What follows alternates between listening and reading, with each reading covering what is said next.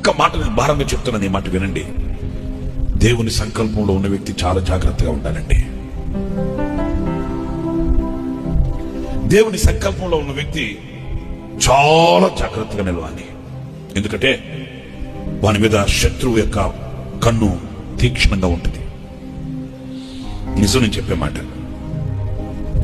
మోషే దేవుడికి కావాలి, అదే మోషే సాతాను కూడా కావాలి. తల్లి ఒడి దగ్గర నుంచి వెంబడిస్తూనే ఉన్నాడు. ఎక్కడ అదును దొరుకుతుందా ఏ శబ్దం ఇతన్ని, ఎక్కడ అదును దొరుకుతుందా ఏ శబ్దం ఇతన్నని సాతాను కూడా వెంబడిస్తూనే ఉన్నాడు.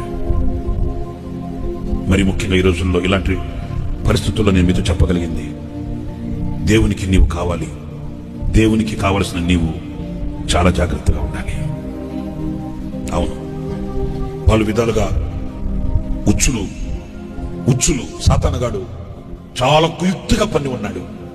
మనం చాలా జాగ్రత్తగా నడవకపోతే మనం చాలా పోగొట్టుకుంటాం.